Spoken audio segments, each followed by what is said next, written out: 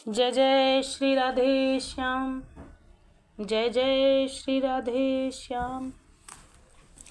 कही अनकही श्री राधा की, उफ वो प्रेम विरह।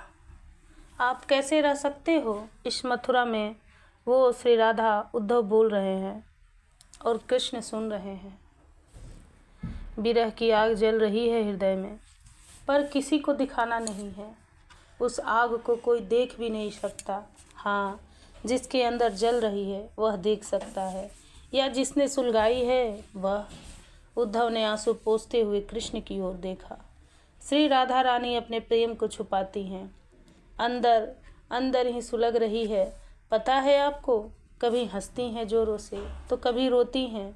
जब कोई रोती राधा को चुप कराने आगे आता है तब वो पूछती हैं, क्या हुआ मुझे, मैं ठीक हूँ, तुम जाओ यहाँ से। हे कृष्ण, वो रात भर सोती नहीं है। उद्धव संध्या के समय पहुँचे थे मथुरा। अब रात्रि होने को आ गई। कौन है, उद्धव ने पूछा, क्योंकि कक्ष का द्वार किसी ने खटखटाया था। भोजन नहीं किया है, श्री कृष्ण चंद्रजू ने। बाहर देवकी माता की दासी खड़ी थी। नहीं, मैंने माखन खा लिया है, मुझे नहीं खाना।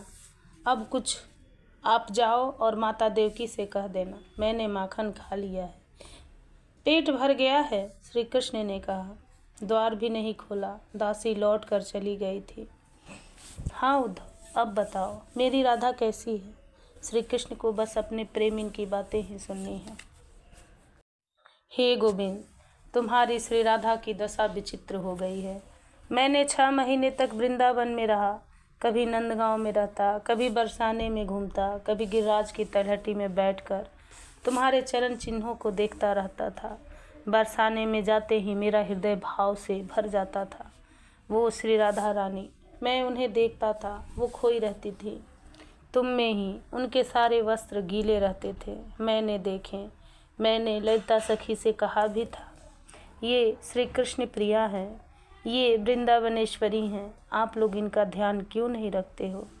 देखो इनके सारे वस्त्र भींगे हैं, बदल क्यों नहीं देती।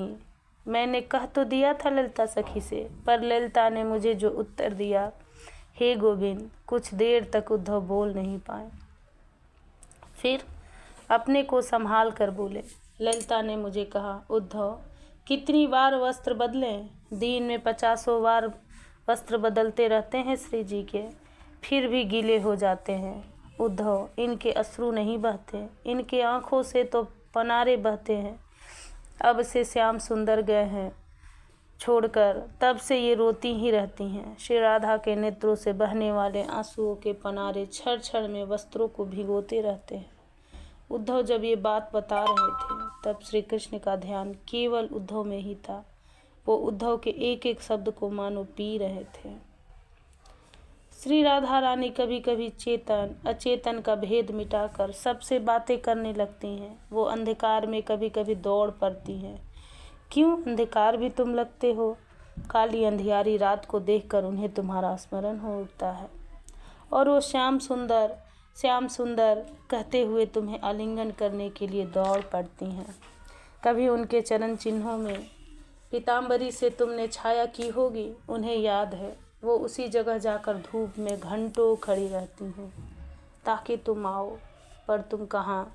हे कृष्ण, उस समय वो पसीने से नहा नहीं गई होती हैं, पर विचित्रता वहाँ घट जाती है जब श्री राधा रानी के पसीने की सुगंध को पाकर भंवरे फूलों की छोड़कर उनके दिव्य देह पर मंडराने लगते हैं।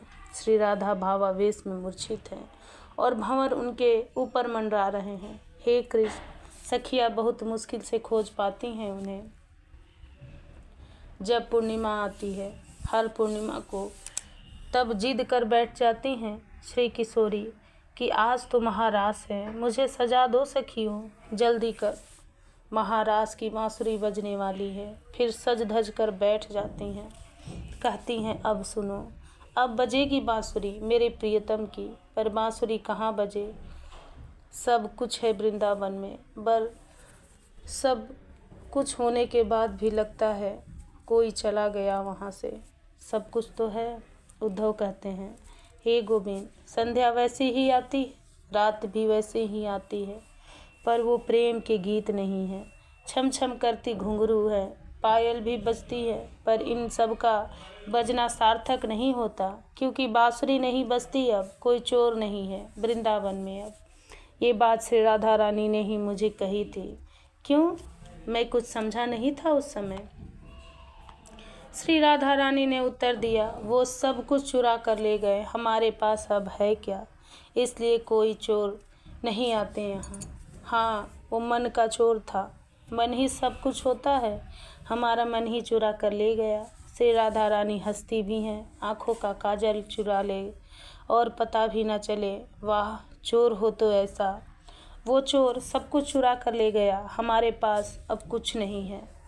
ये कहते हुए वो हंसती हैं। उनकी हंसी सुनकर पूरा वृंदावन रोता है। उफ, उद्धव ने अपने आप को संभाला, पर ये क्या, हा राधे, हा प्राणेश्वरी, हा राधिके कहते हुए श्री कृष्ण देहभान भूल गए। देहभान भूलकर धरती पर गिर पड़े थे। उद्धव घबरा गए, जल का छींटा देने लगे, पंखा करने लगे। हे नाथ, नेत्रों को खोलिए, उद्धव हिलकियों से रो रहे हैं। श्री कृष्ण के रोम रोम से श्री राधा राधा राधा यहीं निकल रहा है। हाँ भानुनंदिनी, अर्धरात्रि में जब कुछ होश आया था श्री कृष्ण को, और यही शब्द निकला था उनके मुखारविंद से। उद्धव मन ही मन सोच रहे हैं, श्री राधा रानी ने मुझे कहा था, समझाया था कि हमारे इस विरह दशा का वर्णन हमारे प्राणनाथ के सामने जाकर मत करना। उद्धव चौंक गए एकाएक। अत्यधिक रुदन के कारण परिश्रम भी हो गया श्री कृष्ण को, उनके पसीने निकलने लगे थे देह से, पर चौंक गए उद्धव कि श्री राधा से जो गंध प्रकट होती थी, वहीं वैसी ही गंध श्री कृष्ण के भी अंग से निकल रही थी। हे वज्रनाभ, उद्धव कुछ समझ नहीं पा रहे थे। जय जय श्री राधे श्याम, जय जय श्री राधे श्याम।